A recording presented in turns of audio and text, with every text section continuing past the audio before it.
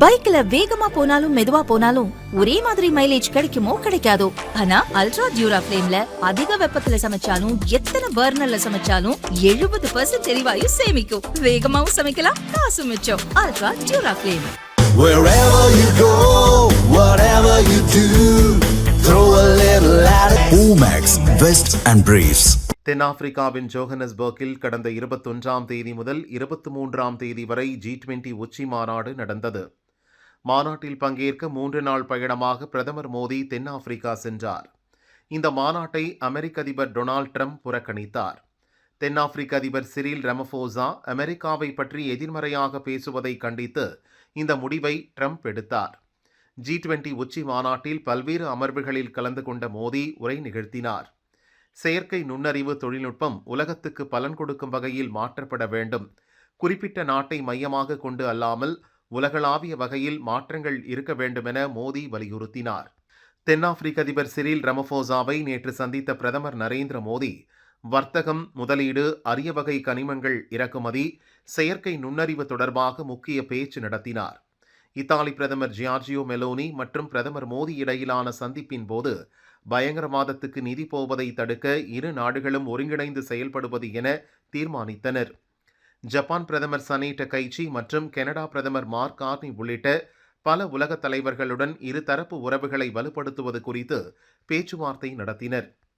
America புறக்கணித்த போதிலும் G20 மாநாட்டு பிரகடனத்துக்கு தலைவர்கள் ஒப்புதல் அளித்தனர்.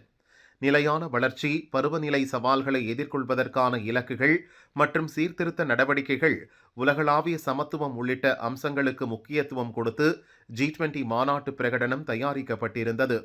எந்த வடிவில் பயங்கரவாதம் வந்தாலும் அதை கண்டிப்பது, G20 நாடுகள் ஒன்றுபட்டு பயங்கரவாதத்தை ஒழிப்பது உள்ளிட்ட பிரதமர் மோடி முன்மொழிந்த அம்சங்களுக்கும் மாநாட்டு பிரகடனத்தில் முன்னுரிமை கொடுக்கப்பட்டிருந்தது.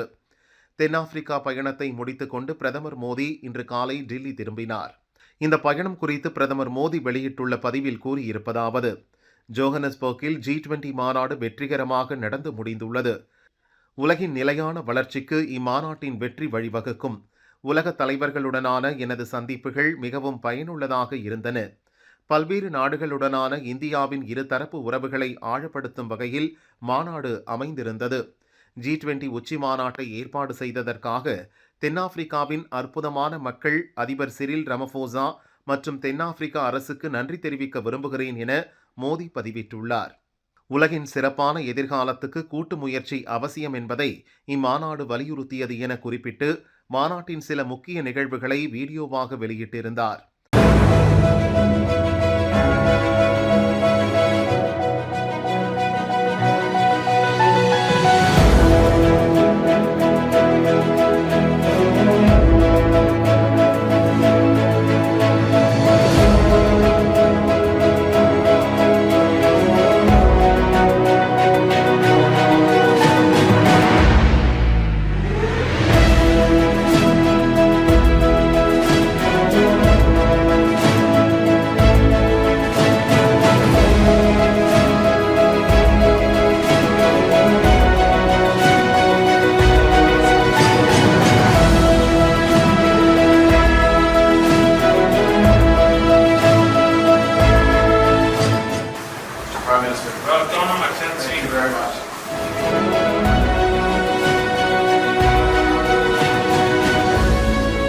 How are you? I'm fine.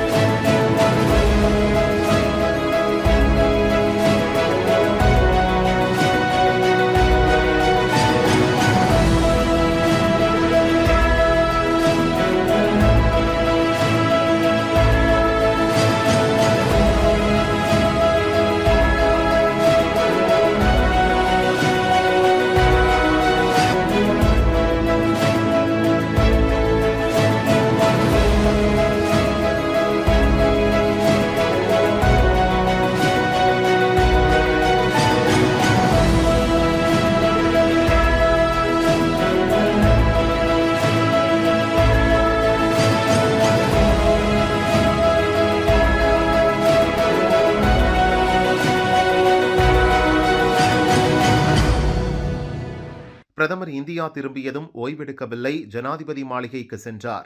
Supreme court புதிய தலைமை நீதிபதி சூரியகாந்த் பதவியேற்பு விழாவில் கலந்து கொண்டார். 76 வயதிலும் மோடியின் சுறுசுறுப்பை பார்த்து ஜனாதிபதி முர்மு உள்ளிட்ட தலைவர்களும் நீதிபதிகளும் வியந்தனர்.